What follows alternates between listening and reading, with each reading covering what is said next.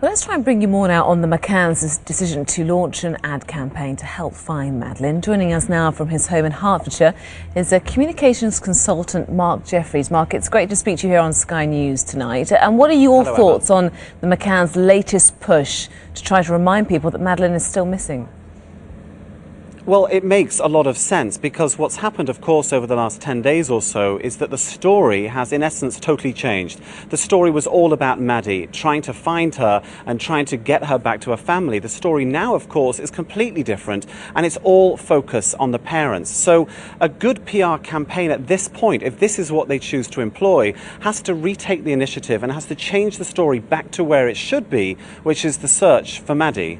Just listening to Gerry McCann's brother in that report, he said that this would help remind everyone that Madeleine is still missing. Do you think that the public are forgetting that fact now?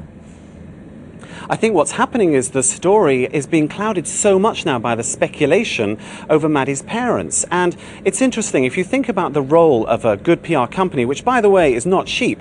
PR is very expensive, of course. A good PR company has two roles. Either they get you in the news, they get your brand and your product in the news, or they keep you out of the news. And I suspect what's going to happen now is that the PR organisation is going to have one sole focus in mind. It's getting the parents out of the news and getting Maddie back in again. And this must be very difficult for the McCanns because, of course, that they are still trying to campaign to raise awareness, to remind people that their little girl is missing. But they're also now embarking on a very serious legal case now to potentially try and clear their names. Well, this is it. Of course, everything is still up in the air and there is so much speculation and the details of the story seem to change every single day. But yes, they have two major efforts going on at the same time. And if I understand it right, of course, they can't use the Maddie Fund itself to fund any personal PR campaign. And it's very hard now for them to draw the line between what they spend on Maddie and what they spend on themselves.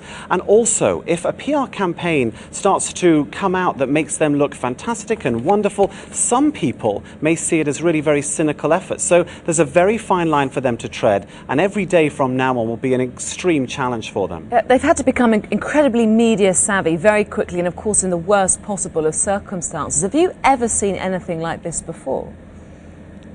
I think it's extremely rare where you see, frankly, normal people from a normal family who've just gone on holiday suddenly being thrust into the global spotlight.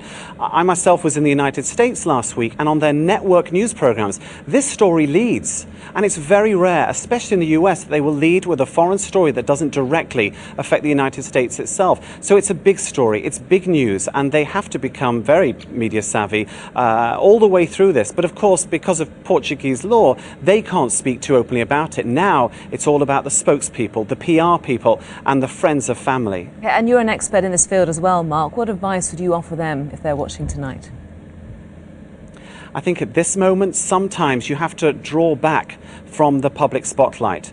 This is very difficult because what we've seen here is mud has been thrown. That's simply what's happened. We do not know, we cannot even speculate whether it's true or whether it's not. But because mud has been thrown, people's minds have started to turn. So what do you do in this situation? I think personally you start stepping back. The more you come out, the more you try and say, this is not the case. People start to doubt you even more. So perhaps a little bit less focus on the parents and now a lot of focus on Maddie. How hard is it, though, to step back when you have, I don't know, 10, 20 journalists camped outside your door every day?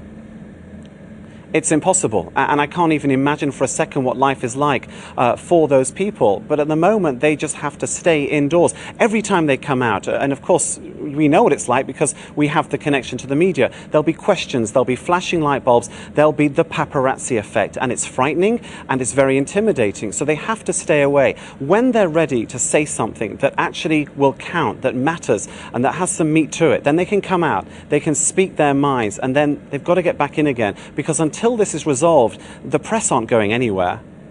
OK, Mark, for now, thank you very much. Communications consultant Mark Jeffries joining us there.